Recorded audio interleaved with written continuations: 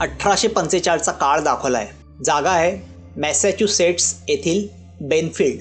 काही लोक एका झाडाला एका स्त्रीला बांधून तिच्या चेहऱ्यावर हातोडीने खिळे ठोकतात. नंतर तिला झाडावर लटकवतात व तिला आग लावतात. एक पाद्री येऊन बायबलमधील काही वचनं बोलून तिचा आत्मा एका बाहुलीत बंदिस्त करतो. त्या स्त्रीची झाडावरच राख होते. आत्ताचा काळ दाखवला आहे. आपल्यासमोर जेरी फेन हा रिपोर्टर येतो. जेरी हा प्रँक न्यूज देऊन न्यूज चॅनलकडून पैसे मिळवतो. थोडक्यात अशा न्यूज ज्या सेन्सेशन निर्माण करतील अशा न्यूजच्या शोधात तो बेनफिल्डला येतो, जिथे त्याच्या माहितीनुसार एका गायीच्या अंगावर काही विचित्र सायन्स आढळलेली आहेत. पण प्रत्यक्षात तिथे गेल्यावर जेरीला आढळून येते की ते फेक म्हणजे बनावट आहे. तेथून निघताना त्याला एक विचित्र असे झाड दिसते, ज्यातून अस्पष्ट असे कुजबुजण्याचे आवाज त्याच्या कानावर पडतात. तो झाडाजवळ जातो तर त्याला झाडाखाली काही चमकताना दिसतं. तो हात घालून ती गोष्ट बाहेर काढतो तर ती एक बाहुली असते, जिला साखळदंड बांधलेले असतात. ती तीच बाहुली असते जी चित्रपटाच्या सुरुवातीला आपणास त्या पाद्र्याच्या हातात दिसली होती. त्या बाहुलीवर 31 फेब्रुवारी 1845 अशी अशक्य तारीख लिहिलेली असते, कारण फेब्रुवारी महिन्यात 28 किंवा 29 हीच तारीख असते. ती बाहुली बघून जेरीच्या डोक्यात एक कल्पना येते की या बाहुलीवर तो एक फेक न्यूज बनवू शकतो की मंतरलेल्या चेटूक बाहुलीमुळे त्या भागातील गाई म्हशींमध्ये विचित्र बदल व्हायला लागले आहेत. तो ती बाहुली पायाने फोडतो व त्या माणसाबरोबर तिचा फोटो काढतो व मनात एक खोटी न्यूज बनवत तिथून निघतो. पण त्याला माहीत नसतं त्याच्या त्या कृत्यामुळे त्या बाहुलीतील आत्मा मोकळा झाला आहे. आपले जेवण आटपून रात्री जेरी तेथून परत शहरात जायला निघतो. गाडीत बसल्या बसल्या तो आपली खोटी स्टोरी बनवायला लागतो की चेटूक केलेली बाहुली मोडल्यामुळे एक इव्हिल स्पिरिट मोकळा झाला व तो तेथील गायींचे रक्त प्यायला लागला. अचानक त्याच्या गाडीसमोर एक मुलगी येते. तो गाडी वळवतो, जी झाडावर जाऊन आदळते. जेरी गाडीतून बाहेर रस्त्यावर येतो. तिथे त्याला ती मुलगी जंगलात शिरताना दिसते. तो तिच्या मागोमाग आत शिरतो. ती मुलगी त्याच झाडासमोर येऊन थांबते जिथे जेरीने ती बाहुली मोडलेली असते. आपणाला आता झाडात कसला तरी धुरकट आकार दिसतो. ती मुलगी त्यासमोर गुडघे टेकून बसलेली असते. त्या मुलीचे नाव ॲलिस असे असते. ती झाडाकडे बघून म्हणते, मी माझा आत्मा तुझ्याकडे तारण ठेवत आहे. आजूबाजूला कुजबुजण्याचे आवाज येतात. जेरी तिच्या जवळ जातो तर ॲलिस आपली शुद्ध हरपून खाली पडते. जेरी तिला उचलून जवळ असलेल्या चर्चमध्ये नेतो. चर्चचा पाद्री हेगन तिचा काकाच असतो. तो ॲलिसची हालत बघून डॉक्टरला बोलवतो. डॉक्टर नाताली येते. ती ॲलिसला ओळखत असते. ॲलिस जन्मापासून मुकी व बहिरी आहे, पण नातालीला ॲलिसची भाषा येते. झोपेत चालत ती तिथे गेल्याचा निष्कर्ष निघतो. नातालीकडून जेरीला कळतं की ॲलिसचे आई वडील वारल्यानंतर हेगननेच तिला लहानाची मोठी केलं आहे. जेरी नातालीला सांगतो की ती झाडाबरोबर काहीतरी बोलत होती, पण नाताली त्याचे बोलणे हसण्यावारी उडवून त्याला सांगते ॲलिस जन्मापासून मुकी व बहिरी आहे. जेरीचा या गोष्टीवर विश्वास बसत नाही. नाताली जेरीला आपल्या गाडीने मॉटेलवर सोडते. दुसऱ्या दिवशी जेरी न्यूज ब्लॉगच्या एडिटरला सांगतो की त्याच्याकडे एक दुसरी स्टोरी आहे की चर्चमध्ये राहणारी एक मुलगी जी जन्मापासून मुकी व बहिरी होती अचानक बोलायला लागली. हे धार्मिक मॅटर असल्यामुळे सेन्सेशनल स्टोरी बनवायला वाव असतो. एडिटर त्याला ग्रीन सिग्नल देतो, पण तो अट टाकतो की त्याला त्या मुलीचे फोटो लागतील. जेरी फोटोसाठी परत चर्चमध्ये जातो. चर्चमध्ये मास चाललेला असतो. ॲलिससुद्धा तिथे बसलेली असते. अचानक तिच्या कानावर कोणाचे तरी अस्पष्ट आवाज पडतात. ती मंत्रमुग्ध झाल्यासारखी चर्चमधून बाहेर पडून त्या शब्दांच्या रोखाने जायला लागते. जमलेले सर्वजण तिच्याकडे आश्चर्याने बघतात व तिच्या मागोमाग जातात. ॲलिस त्या झाडासमोर जाऊन थांबते. त्या झाडात तिला एक स्त्रीचा तेजपुंज चेहरा दिसतो. तो चेहरा मदर मेरीचा असतो. फादर हेगन तिच्या जवळ जातात आणि जन्मापासून मुकी बहिरी असलेली ॲलिस अचानक बोलू लागते. सर्व आश्चर्यचकित होतात. ॲलिस जमलेल्या सर्वांना सांगते की मदर मेरीने तुम्हा सर्वांना परत या ठिकाणी बोलवले आहे. तिच्या तोंडून बाहेर पडलेले शब्द ऐकून फादर हेगनसह सर्वांना तो एक चमत्कार वाटतो. जेरी त्या गोष्टीचा फायदा उचलून तो क्षण आपल्या कॅमेऱ्यात रेकॉर्ड करतो.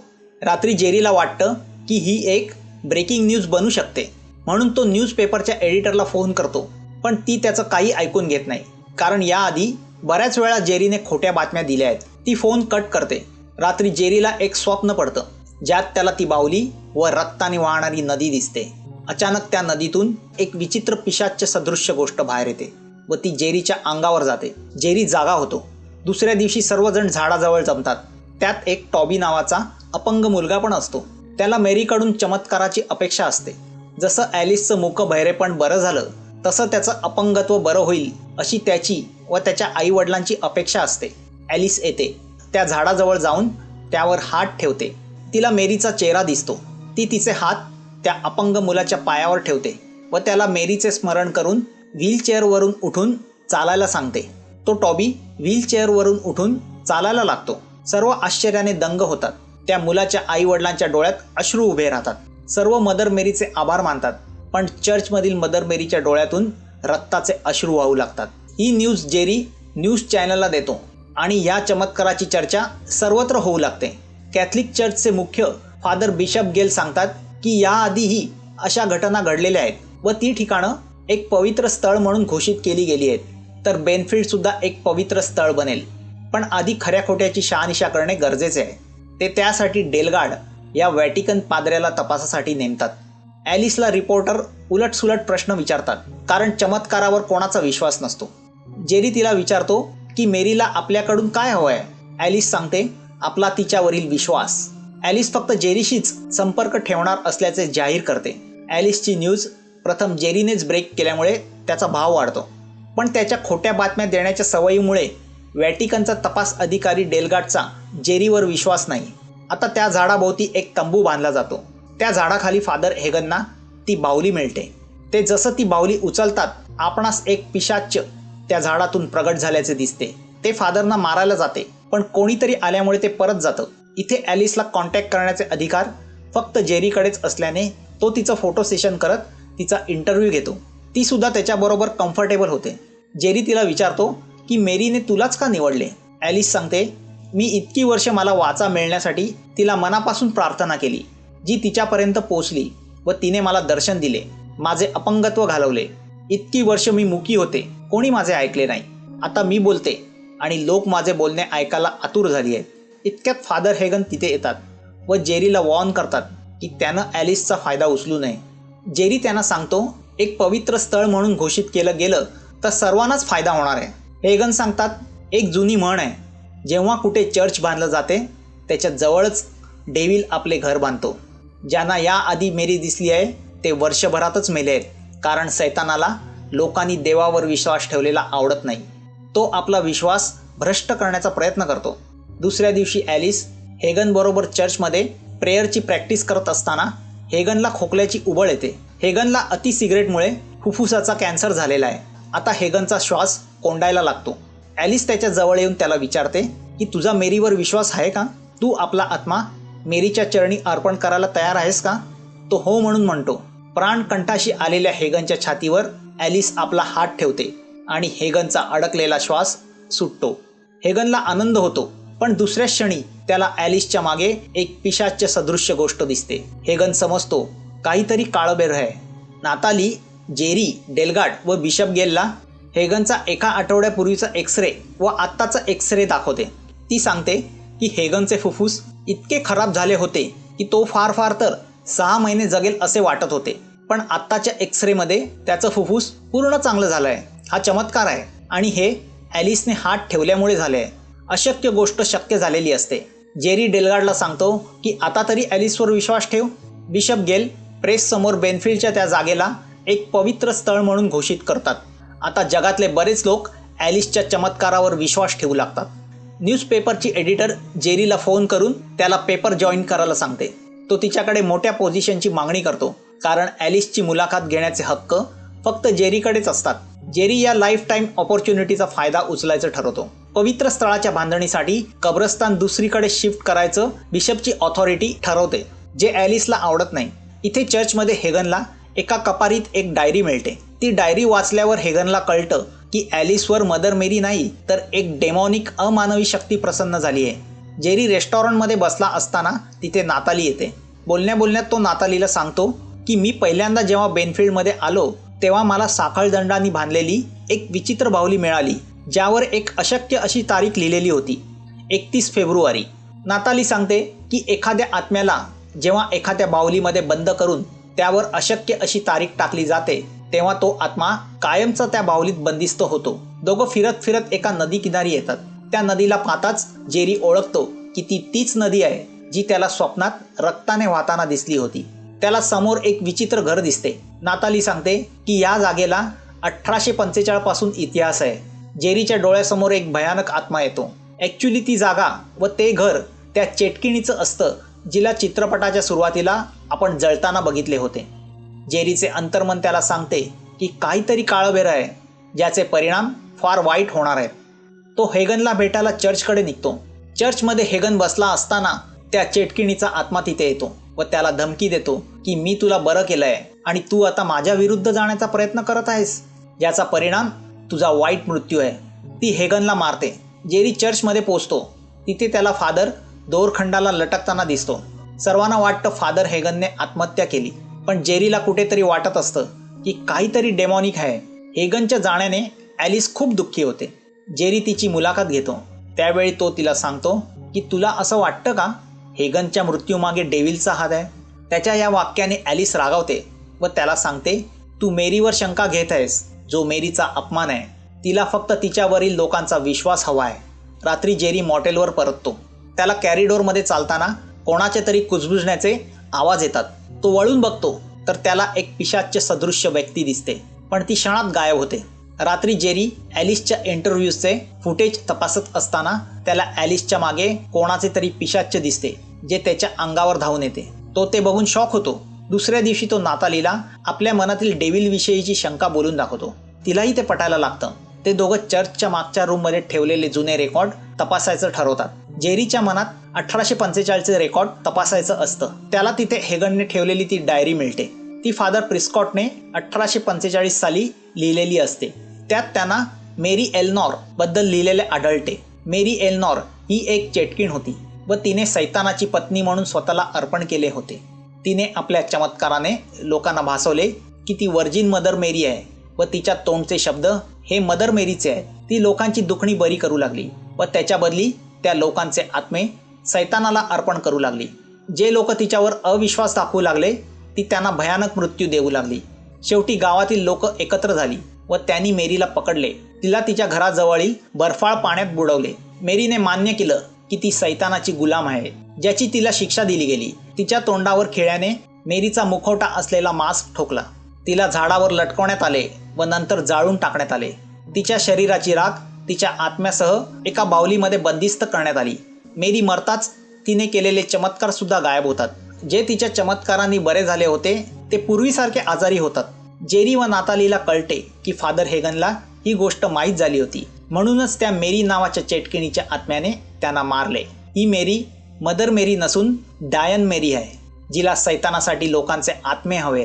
ती लोकांमध्ये विश्वास निर्माण करून त्यांच्याकडून त्यांचे आत्मे मागते. नाताली डायरी वाचत असताना दुसरीकडे चर्चमध्ये फादर हेगनच्या फायनल फ्युनरलच्या वेळी ॲलिस लोकांना सांगते की मेरीने तिला सांगितले आहे की ती आज रात्रीच पवित्र स्थळाच्या जागी सर्व लोकांना तिच्या चरणी आपला आत्मा अर्पण करण्याची संधी देणार आहे. पण हे तेव्हाच शक्य आहे जर तुमचा तिच्यावर विश्वास असेल. सर्व लोक हात उंचावून सांगतात की त्यांचा मेरीवर विश्वास आहे. इथे रूममध्ये ती चेटकीण मेरी प्रगट होते व ती जेरी व नातालीवर हल्ला करते. दोघे कसेबसे तिच्या तावडीतून वाचतात. जेरी एडिटर मोनिकाला फोन करून सांगतो की त्याच्याकडे ॲलिसबद्दल वेगळी स्टोरी आहे. जुनी स्टोरी चुकीची होती.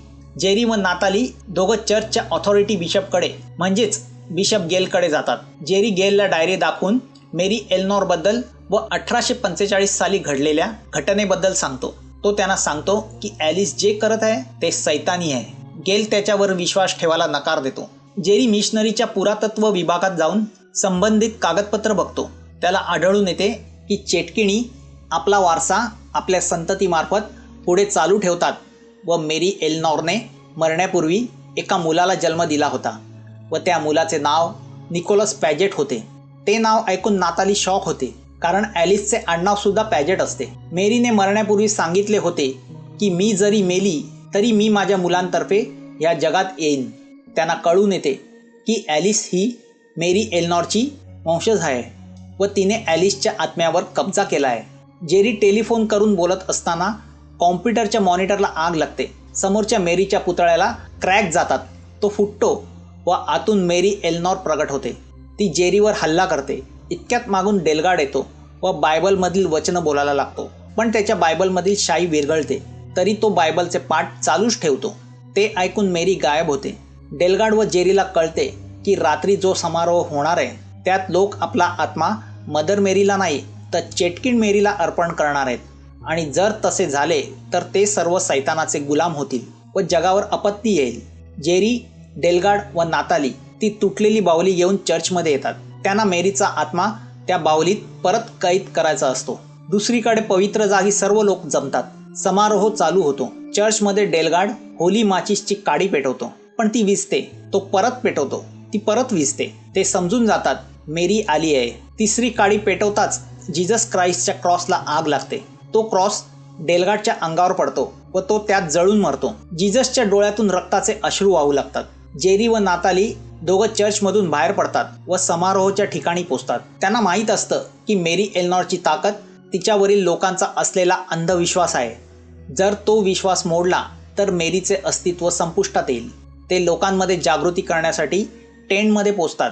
स्टेजवर ॲलिस लोकांना आवाहन करत असते की जर तुमचा मेरीवर विश्वास आहे तर तुमचे आत्मे तिच्या हवाली करा. लोकांनी 3 वेळा आपले आत्मे देण्यास संमती दिल्यावर त्यांचे आत्मे नरकातील सैतानाच्या हवाली होणार असतात. मग जे सैतान बोलेल तेच त्यांना करावे लागणार असते. जमलेली लोक तिसऱ्यांदा हो म्हणणार इतक्यात जेरी तिथे येतो व तो लोकांना सांगतो की हे सर्व खोटं आहे. हा चमत्कार नाही तर जादूटोणा आहे. जेरी जमलेल्या लोकांना घडलेली पूर्ण स्टोरी सांगतो, पण जमलेले लोक त्याच्यावर विश्वास ठेवायला तयार नाहीत. नाताली ॲलिसला सांगते की मेरी तुझा वापर करत आहे. जागी हो व तुझ्या आतल्या तिला झिडकार. ॲलिसच्या आतील मेरीचा आत्मा तिला धमकी देतो की लोकांकडून तिसऱ्यांदा हो म्हणून घे, नाहीतर तू पहिल्यासारखी मुकी व बहिरी होशील. तिची ती धमकी ऐकून ॲलिसचे डोळे उघडतात, कारण तिला माहीत असतं खरी मदर मेरी कधीच अशी धमकी देणार नाही. ती लोकांना सांगते की जेरी व नाताली जे सांगत आहेत ते खरं आहे. मेरी खरी नाही, हे थोतांड आहे. तिचं ते वाक्य ऐकताच झाडाला आग लागते. सर्व लोक इथे तिथे धावायला लागतात. झाडातून मेरी अवतरते. तिला बघताच बिशप गेलची पाचावर धारण होते. ती आपला मुखवटा काढते व गेलची जाळून राख करते. आता ती ॲलिस व जेरीच्या मागे लागते. मेरी जेरीला मारायला हात उचलते, पण ॲलिसमध्ये येते. मेरीचा हात ॲलिसच्या हृदयावर पडतो. ॲलिसचे हृदय जळते. आपल्याच शेवटच्या वंशाला मारल्यामुळे मेरीचे शरीर राखेत बदलायला लागते, कारण तिचेच वचन असते की मी माझ्या वंशजातर्फे या जगात जिवंत राहीन. ॲलिसच्या मृत्यूने मेरीचाही मृत्यू होतो. ॲलिस मृत होऊन जेरीच्या कुशीत पडलेली असते. जेरी निर्मळ मनाने रडत मदर मेरीकडे प्रार्थना करतो की ॲलिसचे प्राण परत कर. ती तुझी खरी भक्त आहे. तिने तुझ्या भक्तीसाठीच स्वतःचे प्राण अर्पण केले आहे. तो देवाकडे विनंती करतो आणि काय चमत्कार, ॲलिसचे प्राण परत येतात. जेरी देवाचे आभार मानतो. एल्नॉरचा प्रभाव गेल्यामुळे ॲलिस पहिल्यासारखीच मुकी व बहिरी होते. ॲलिस जेरीला मिठी मारते. दुसऱ्या दिवशी जेरी त्या जळलेल्या झाडाच्या ठिकाणी येतो. त्या झाडामुळे त्याच्या जीवनाला एक कलाटणी मिळालेली असते. जेरी, ॲलिस व नाताली फादर हेगनच्या थडग्याजवळ उभे राहून त्याला अभिवादन करतात. चर्चमधील मदर मेरीच्या पुतळ्याच्या डोळ्यातून रक्ताचे अश्रू वाहत असतात, कारण तिची लोकांना एकच प्रार्थना असते, अंधश्रद्धेवर विश्वास ठेवू नका. किंवा कदाचित एल्नॉर मेरीचे संकट अजून टळलेले नसते. चित्रपट इथे संपतो. तुम्हाला असे शॉकिंग चित्रपट आवडत असतील तर आमचे हे चॅनल पाहत राहा. लाईक करा, शेअर करा, पण सबस्क्राईब करायला विसरू नका. लवकरच भेटू एका नव्या शॉकिंग चित्रपटासह.